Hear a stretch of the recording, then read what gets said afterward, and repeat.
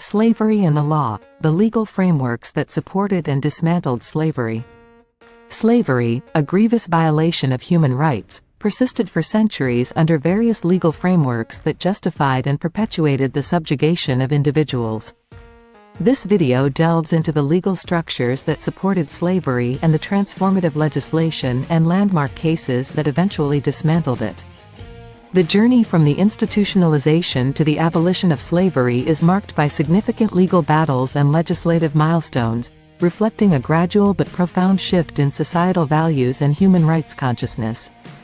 The legal foundations of slavery. Colonial-era legislation.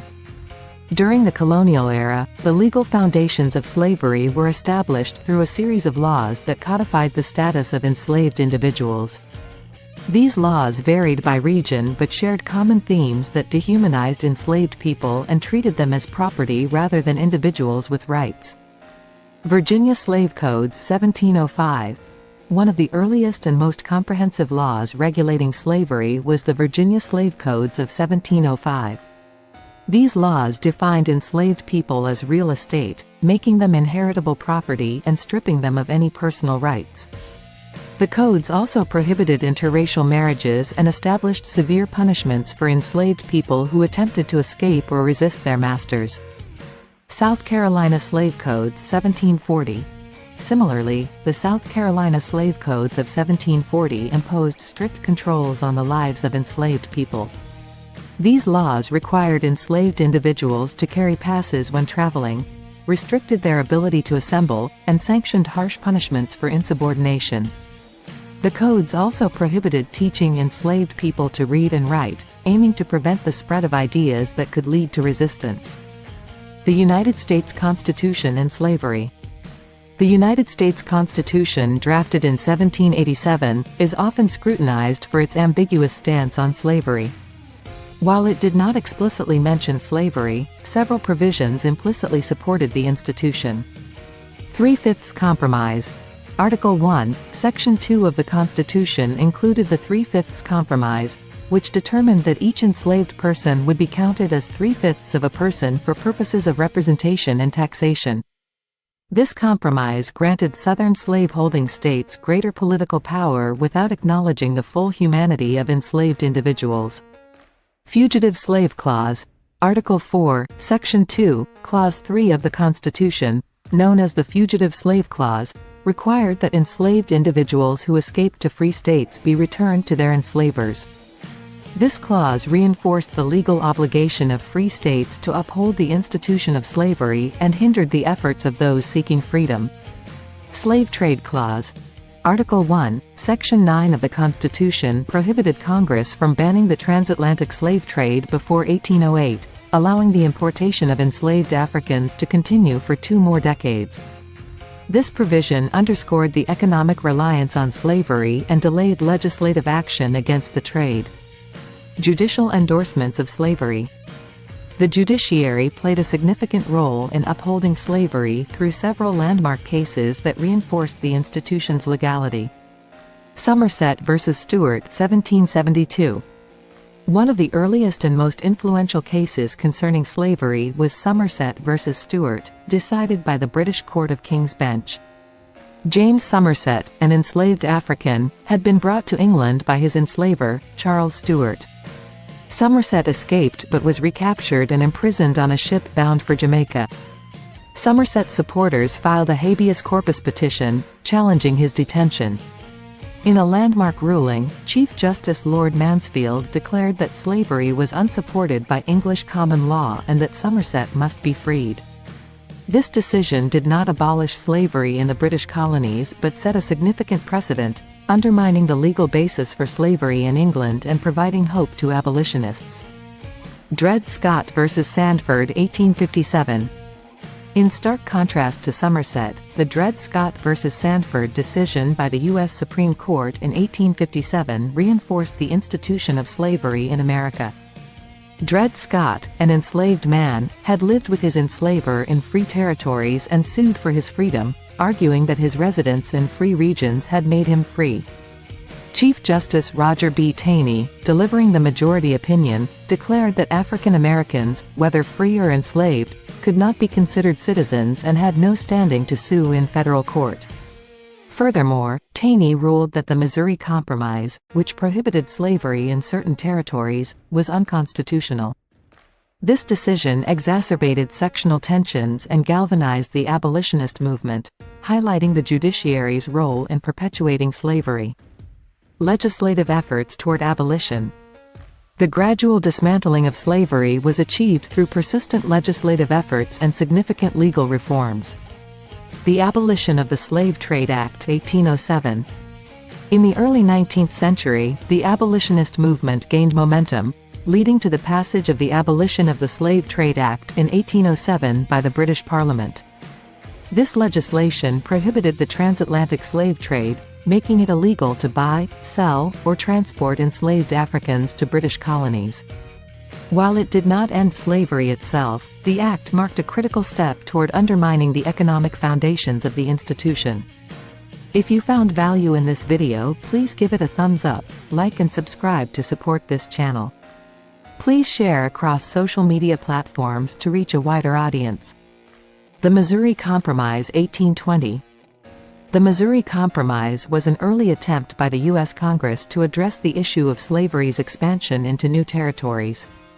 The compromise allowed Missouri to enter the Union as a slave state while admitting Maine as a free state, maintaining the balance between slave and free states. Additionally, it prohibited slavery in territories north of the 36 degrees 30 feet latitude line. Although a temporary solution, the Missouri Compromise revealed the growing sectional tensions over slavery. The Emancipation Proclamation 1863. One of the most pivotal moments in the fight against slavery was President Abraham Lincoln's issuance of the Emancipation Proclamation on January 1, 1863. The proclamation declared that all enslaved people in Confederate-held territory were to be set free. While it did not immediately free all enslaved individuals, it fundamentally transformed the Civil War into a struggle for human freedom and paved the way for the eventual abolition of slavery.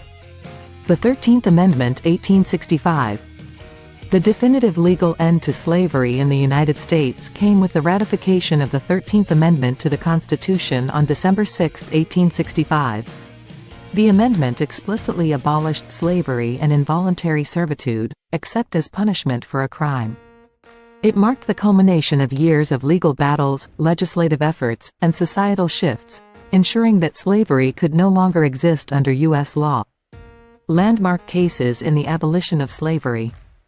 Several landmark cases further solidified the legal principles that supported the abolition of slavery and advanced civil rights for formerly enslaved individuals. The Amistad Case 1841. In 1839, a group of Africans who had been kidnapped and sold into slavery seized control of the schooner La Amistad off the coast of Cuba. The ship was intercepted by a U.S. naval vessel, and the Africans were imprisoned and charged with mutiny and murder. The case eventually reached the U.S. Supreme Court, where former President John Quincy Adams argued on behalf of the Africans. In a landmark decision, the Supreme Court ruled in United States v. the Amistad 1841 that the Africans had been illegally enslaved and had the right to fight for their freedom. The court ordered their release, marking a significant victory for the abolitionist movement and underscoring the illegality of the transatlantic slave trade. Plessy v. Ferguson 1896. While not directly related to slavery, the Plessy v. Ferguson case had significant implications for the legal status of African Americans in the post-emancipation era. Homer Plessy, an African American man, challenged Louisiana's segregation laws by refusing to sit in a colored railway car. In an infamous decision, the Supreme Court upheld the constitutionality of racial segregation under the doctrine of separate but equal. This ruling entrenched racial discrimination and segregation for decades, highlighting the ongoing struggle for civil rights and equality even after the abolition of slavery. Brown v. Board of Education 1954. The legal battle for civil rights reached a turning point with the Brown v. Board of Education decision in 1954. The case challenged the constitutionality of racial segregation in public schools, arguing that separate but equal facilities were inherently unequal. In a unanimous decision, the Supreme Court ruled that racial segregation in public schools violated the Equal Protection Clause of the 14th Amendment.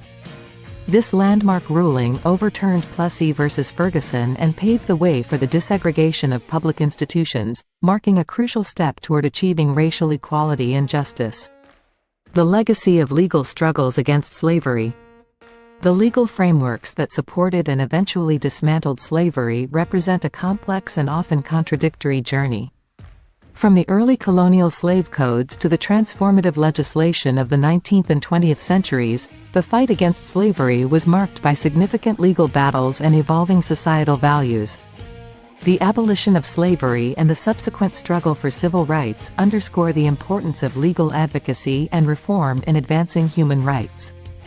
Landmark cases and legislative milestones reflect the tireless efforts of abolitionists, activists, and legal scholars who challenged the status quo and sought justice for the oppressed. Today, the legacy of these legal struggles continues to resonate as society grapples with issues of racial inequality, discrimination, and human rights. The history of slavery and the law serves as a reminder of the profound impact that legal frameworks can have on shaping societal values and ensuring justice for all. As we reflect on this history, it is essential to remain vigilant in the ongoing pursuit of equality and to learn from the lessons of the past to create a more just and inclusive future. Personal reflection: understanding the human impact of legal reforms. Growing up, I often heard stories from my grandmother about her parents and grandparents, who lived through the transition from slavery to freedom in the American South. These personal anecdotes brought to life the abstract legal battles and legislative reforms I later studied in school. I remember her recounting how her grandfather, born into slavery, cherished the day he learned about the 13th Amendment's ratification. He would often say, "That paper changed my life and my children's lives forever." Hearing these stories, I realized the profound human impact behind the legal texts and court decisions. Each law, each court ruling, represented not just a legal victory but a step toward restoring dignity and humanity to those who had been denied their basic rights. It made me appreciate the importance of legal advocacy and the tireless efforts of those who fought for justice, often at great personal risk. The history of slavery and the law is not just a series of legislative milestones. It is a narrative of human resilience and the unyielding pursuit of freedom. As we continue to study and reflect on this history, let us honor the legacy of those who lived through these times by committing ourselves to the ongoing fight for justice and equality. If you enjoy this video, please give it a thumbs up, like and subscribe to our channel for more self-improvement videos. Comment below to tell us how useful you found this video. Remember to share on various social media platforms to reach a wider audience. Click the notification bell to get notified anytime we post a new video. Thanks for watching, see you in the next video.